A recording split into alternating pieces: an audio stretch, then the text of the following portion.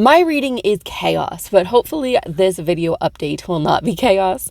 So last week I talked about 5 books that I was in the middle of reading, and I finished one of them, and I'm still reading the other one, and the other 3 I've not even read a word of this week, yet I've started another book. That's how my reading goes sometimes, and honestly, it's kind of why I almost didn't make reading weekly reading updates, because I feel like they're just going to be chaos like this, because this is how I read. And yes, my windows are literally freezing because of the moisture in here. I have a few minutes before I have to go into work, and it is freezing cold here. It is -8 Fahrenheit. I will try to put the conversion on the screen in post. So right now I want to talk to you about A Hero Born, which I am currently reading. I have finished chapter 3, so I'm like a third of the way through it. They're long chapters. Let me look how many pages that is. It's 133 pages into A Hero Born, and I'm feeling kind of mid on it. So there's things that I'm liking in A Hero Born. One of the things that I'm liking is the interpersonal conflicts. That's what I usually like about stories.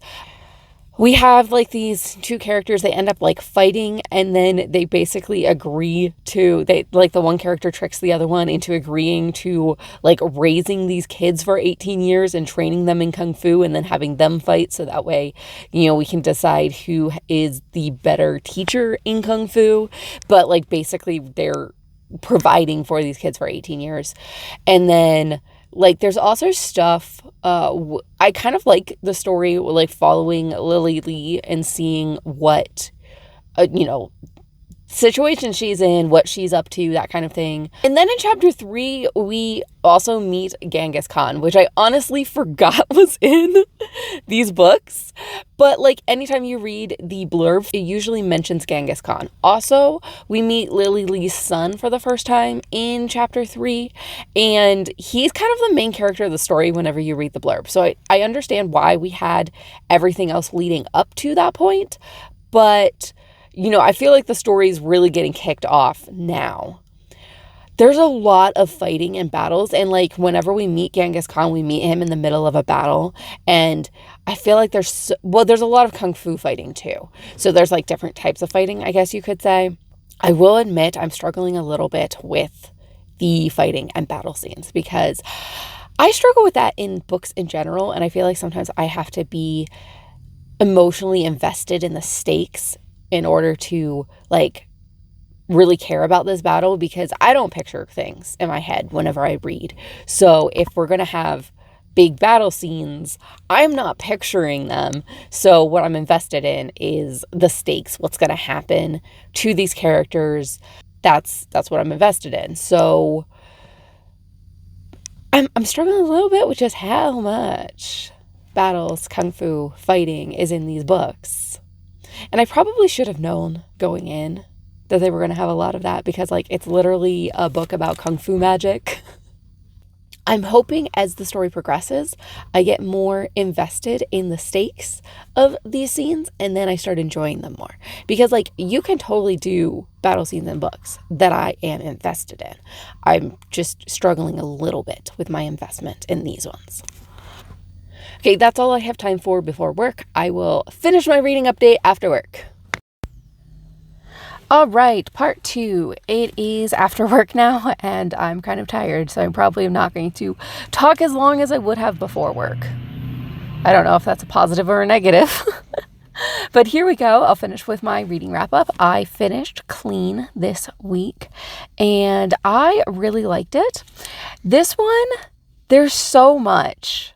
Like, you're just going through the story slowly at first, and you like think you know what's going on, and you're basically like taking things at face value, and then you get to the end and you're like, oh, our main character's probably not seeing things clearly. And there's so much to explore here. I feel like there's so much open to interpretation. I feel like this is the type of story that I could basically give you the entire premise and not really spoil it, because the power of the story is in the analyzing the scenes and interpreting them and going like, what's really going on here? And even like the whole narrative premise. So whenever we meet our main character, she is a live-in housekeeper, and the daughter of the family that she was a housekeeper for has died, and she's a suspect, and then she's like basically being interrogated, and she's like telling her side of the story. And you get to the end and you start to realize that I don't think anyone's actually interrogating her about the death. I don't think she is a suspect in the death. I'm not even sure that there's like a suspected like person that killed the daughter going on. She might not be seeing things clearly, and then that makes you question all of the other things she does not seeing clearly. The other thing is, I feel like there's like parallels and symbolisms in this, and there's like certain phrases or things that just keep coming back up over and over again.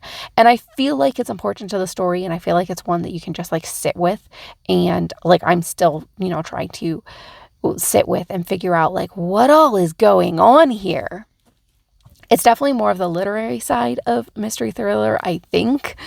And I think that's also why I enjoyed it more, because I probably enjoy more of those that are about the personal relationships, about the cultural critiques, about, the symbols and the characters and all of that. And one of the lines I really loved this, because this tells you at the very beginning that like the girl dies, and you know that, and you know that's coming the entire time. And then you have this moment that says, "The defining feature of a tragedy," she said then, "is that we already know how it will end. And yet for some reason we carry on reading, just as we carry on with our lives, as if we don't already know the ending." And I feel like that's, the part of this book that you could know what happens. You could know the premise of the story. And it's still worth reading because it's in the telling, it's in the analyzing of the characters and analyzing the scenes and the symbolism and trying to figure out what would have had to change for this not to end in a tragedy. And I think that's what keeps me reading and keeps me going. So I'm considering if I do a standalone review for this one. If you're interested in that, let me know, because I'm still deciding if I'm going to do that or not. And then for our final book that I read of this week, this is one that I've started this week. And, one of my favorite stories is like the Temeraire books, which are like dragon fantasy. One of the things I love about it is Temeraire is not just going to accept things the way they are in society, and Temeraire wants to know, why are things this way, and should they be this way, or what are the different options? And I feel that way about a lot of things. There's sometimes I'm just like, okay, but why do we do it this way? What are the other options? Are there better options? And then even with things that are being talked about a lot that I don't know a lot about, I want to know more. And I don't always like to settle for, I feel like sometimes people like boil things down to like really simple answers, and I want to know if there's more to it than that. So I'm currently reading Fair Play, which is How Sports Shape the Gender Debate. And so far it is talking about the history of women playing sports in the United States, of women playing competitive, like at competition level. And it's really interesting. And like, okay, one of the really cool stories that it talked about in here is Catherine Switzer, and she is the first woman to officially run the Boston Marathon. And she basically stealthily signed up, because women had tried to sign up for the Boston Marathon previously and were not allowed to participate, and were told that like women were not mentally capable of running 26 miles. And some people like ran with the race, just not officially registered. So they didn't like officially run the Boston Marathon, but they did run the marathon. And Catherine Switzer was the first person to officially run it, but she did so by stealth. So she signed up with her first initial last name, and then she was running the race with her boyfriend and her male coach, and she had them pick up her bib for her, and she had like a hoodie on to like try to obscure who she was, like until she was like actually running the race. And then after she ran the Boston Marathon, and like people literally, whenever she was running it, tried to stop her and pull her out of the race. But she did officially finish, and then they banned women from running the Boston Marathon officially because it was not in the rules that women could not run. So they made it in the rules that women could not run the Boston Marathon.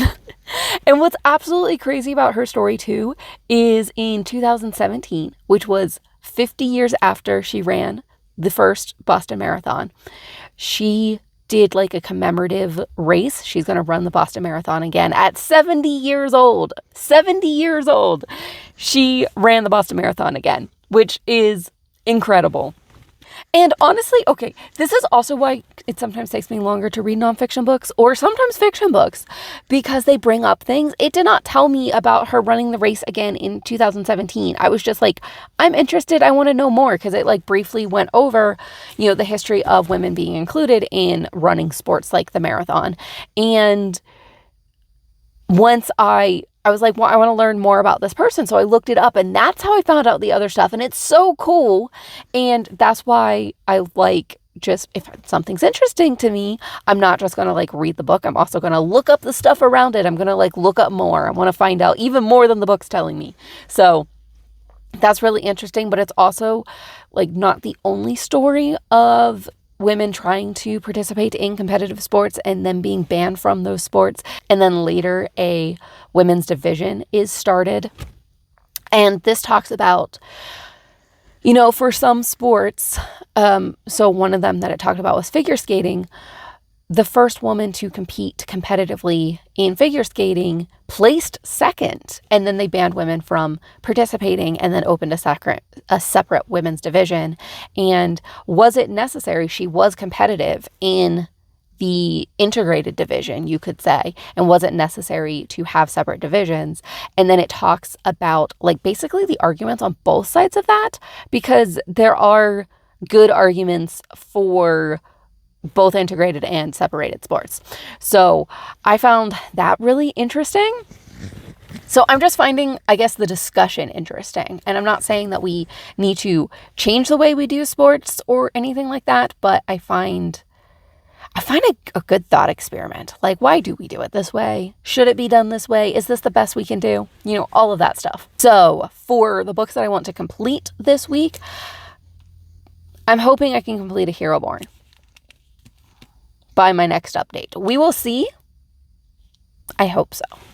And then I also want to complete At the Fount of Creation, which is a book I started last week and was really enjoying, and then I've not read a word of it this week, but I want to get back to it and I want to complete it by the next update. So chat with me in the comments. Let me know what you are reading and if you're enjoying it or not. If you've read any of these, let's talk about them.